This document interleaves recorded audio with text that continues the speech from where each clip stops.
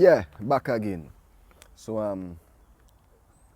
where I initially know Rheon from is back in the hip hop days. Hip hop. You know, all I used to be on the hip hop thing, you know, we rapping, it's freestyle battle. There was that kind of culture within the thing. Like we say 2008, 2009. Yeah. You know, back in the days, if Yeah. people don't know, Rheon is a real OG. You know, from way back, man, been pressing the thing. And same way. Yeah. Now it thing go. Yeah. And as I say, back in them days, man, would have been more on the hip hop thing. Yeah. You know, that is what we are trying to break through now. Yeah. Give me a little insight in that because I think you went a little deeper into it than me. You know, I crossed over. After a while, I just went into more of the dancehall thing and all the fellas was still grinding the hip hop vibes and still pushing it now. Men like Inzy, yourself, you know, Jimmy and them fellas, Gina, all them men was on it still now. Yeah. And then, I don't know if it in work or whatever, but give me insight on that journey in the hip hop industry. I ain't say it ain't work, you know. Yeah. I say what's going on. I remember back in the days when you come up from all them time when you talking about, right? So if you talking about 2006, 2007, 2008, Correct. when we actually trying to pioneer a little hip hop, well, you know, not pioneer, it had men who do it before we, Yeah, you know Chromatics, what I mean? Chromatics, you know? and other men who do it before we, you understand? We still come at our generation now, and it was still hip hop at that point in time, and to the extent that we was just pushing now. Right. Trying to really make something out of this genre of music in the island, right? And it had a lot of people that was liking the music. We was having events and people was coming out to the events. Sometimes we get events that full from the front to the back. Sometimes we get events where we're really having so much of people. Right. But at the same point in time, we were still generating a certain type of energy now in terms of the creative art form, you know, within the music. So we'd always be at every little event, and then I kind of come up from the same guys I was talking about from secondary school. Right. Kyle O'Neill, Karen Lemessy, Jeffrey, Jimenez, you understand? Kevin Lemessy is Karen brother, you know. Later on meet Kareem Joyet, Chanel Molino, all these men now. This is a group of like-minded individuals that really just used to come together to do music. Not to say we coming together we smoking some weed and we drinking weed, the Roman thing, but coming up through the years, we'd have quicker find myself in a studio than out on a block line, and find somewhere to go and perform or have an idea to shoot a music video and that kind of thing. Birds of a feather now, but right? And that for us was Synex, which was CYNX, that was create your next expression, which means to say you can do any genre of music or however you feel, just create your next expression. And that was the group of individuals that we start off rolling with after we come out of secondary school, and we kind of form ourselves with the help and the guidance so many people who taught us from before. I find that problem nowadays, nobody really teaching the roots on them. You understand? Nobody holding Right. them, The main bringing problem. them up and pulling them, everybody just for themselves. Yeah. Back in them days, you know what I mean?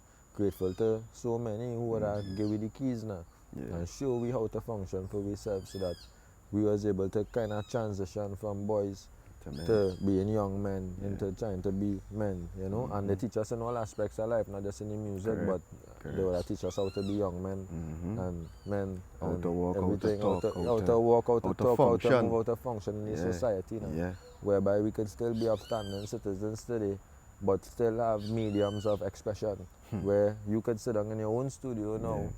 You talking about 2007, you might not sit down and say, but you might not sit down and say, but our dreams I have in the studio. But now, right here in reality, I sit down in your studio. You understand what I mean? And if not, you could have come to mine. Correct.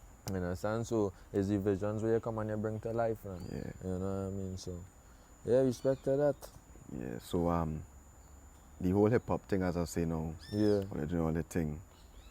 What you feel, what would you think, or what would you say was the main problem for the hip hop industry in Trinidad not reaching to at least, you know, local success?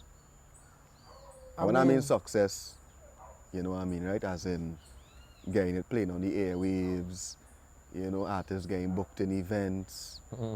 Why you feel that wasn't happening? Because the Trinidad and Tobago, Right. at the point in time, population 1.3, somewhere around there.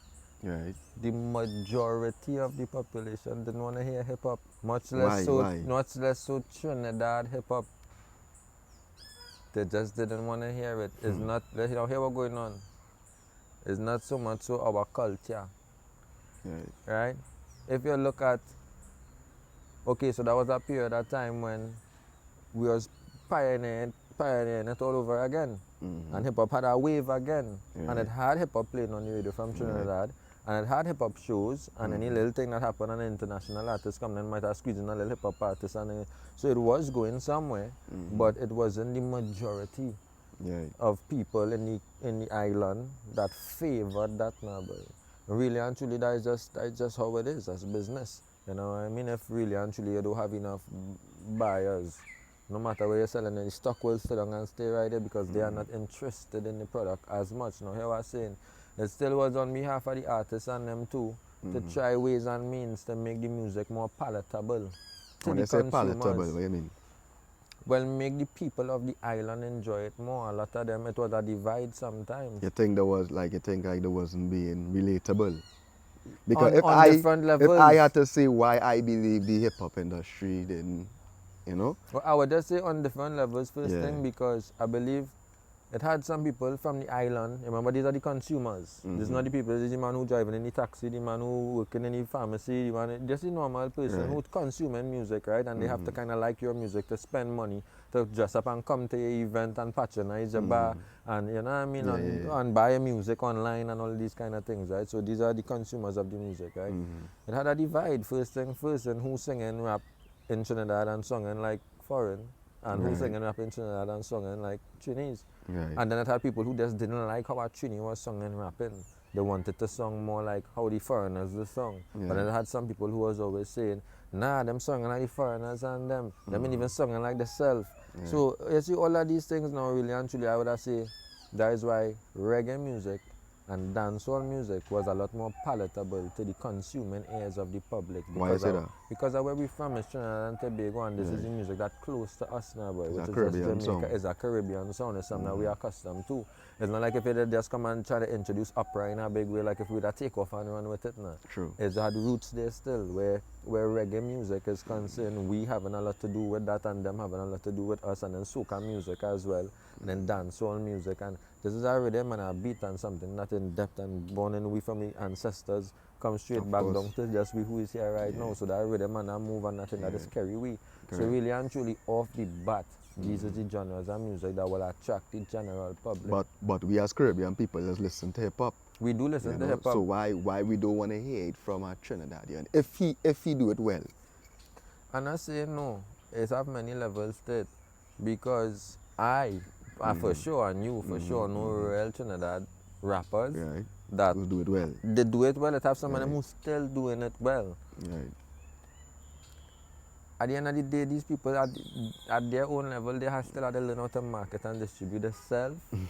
Firstly, to an island that is not favoring hip hop right now, you have to come real good. And I just always say, if you can impress at Trini, you're good. Most places in the world, because we hard, we tough. Yeah. Big concert train, and we stand up so. We're watching it. We not really just caught up in the fanfare, but we want to see what it's really about. If you're singing the same, if you're looking good, if you're handling your performance properly, you know. And then if you're doing all of that package good on stage, we there with you now, boy, and then you know you're doing this thing. So that artist who doing that hip hop or who doing that rock right now, or who doing that R&B or that amapiano or whatever right now, at the end of the day, it's not just as even study Trinidad. The world is so big, and a genre of music transcend beyond your country of origin. So really and truly, if you're doing these genres of music, there are places to market it. There are continents all over the world. It have Asia, Africa, North America, South America, Australia, Antarctica, Europe. It have subdivisions inside of there where people listening different, like maybe. But majority of artists, they really want to boss here. You know? That's the mindset of majority of Trini artists now. Yeah, well. They're singing for here. They want Trinidad people to relate to them now. Well, at the end of the day, the music evolving, the technology evolving, right? Yes, you're living in Trinidad, But this is part of a whole bigger ecosystem that is called the world. You know what I mean, dog? So if you doing that type of music and you think that you could go and research and see where that type of music is trending, and then you could take your money and you could sponsor your ad across there in the market, and then you could get your music and your views and your plays and your streams up, and you could be sitting down here and nobody even know that you're trending across there. You could sit down and that normal rock back on the corner, you know? But when you jump on a plane and you touch there, you is the man or you is the woman. That is because you sit down and you match your thing properly. So we're not begging everybody to like everything. You can't expect everybody to like everything. I like different types of things. They say the bad music does make people go and kill and rob and thing or whatever. I know man who just sit down and listen opera and thing. If it is they decide they want to do something mad and crazy, they might go and listen something calm and that's just what they want to think. You can't really blame the music for it at the end of the day, because at the end of the day the artists and them, they're expressing what it is they're seeing. They're expressing what is a part of the culture, what is a part of the society. The society needs to change. The mindset of the people need to change. Even the mindset of the artists need to change. But the mindset of the artists wouldn't really change that much if the society reflecting this type of friction now, boy. You will get it back in the reflection through the artist. Come on. You understand? So the society still need to fix on some level so that when the artists looking at life and they regurgitate what it is they look at and it come back through their mouth, they wouldn't be singing about these things. These things are part of the society right now and it need to fix. You know what I mean? We come from a place where it had love all the time, bro. And maybe if it's not all the time, it had order. You know what I mean? And now the place just wild and crazy because wild and crazy things just happening and now the artists and them singing about it, and I don't know what it is there for them to sing about. Now, I don't mind if the artists and them pick up themselves and decide, you know what's going on, I don't want to sing about this. I'm living inside of this here, so, but I don't want to have to do that. I feel like going and do so instead. Right. That is a nice vibes too. Yeah, you know correct. what I mean? Nobody say no. But I rather a man express what he have to express through music than you come out in the street and really do it. Like, if the man in the studio 24/7, better than man in the studio 24/7 than if he bring what he thinking and want to say in real life. You know what I mean? So I don't even know how to express it. It have a barrier in between the two. It have a moral play in there and a moral play to the society within yourself where you have to know that the tongue sharper than the sword. You know what I mean? It's one of the dreadest weapons out there before you born. You see that tongue? And then the power to even say certain things and be able to move the people. You have to know how you're balancing that in your life too. Because you have a moral obligation too as well. Every man moral obligation different in them head. You know what is your moral obligation? Well, I just you see, true I love music and thing, and I never thought I'd just find a way in music. And I still discovering things in music that still have me happy and joyful up to today. Right. My obligation to myself right now is to keep going and to keep exploring it and to keep getting in depth with it and to keep expressing through the art form and to see what that have for me and what I have for it now.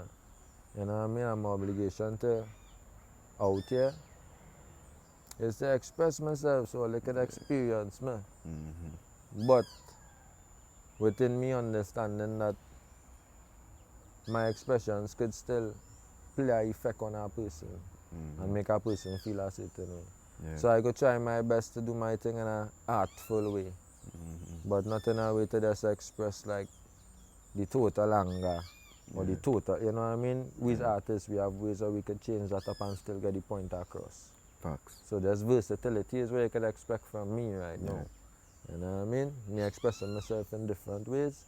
Because I'm a human being and I live in life every day. I don't get vexed every day. I don't get angry every day. I don't get jealous every day. I don't get sad every day. You know? And throughout the day there's change too. True. And we just our ways and means so just turn that into lyrics and song and thing now. So I expect that from man love man and I will love all your back. Even if all in love man, I love all your back. Yeah, man. Well, we just take a break and we'll come back again. Boom!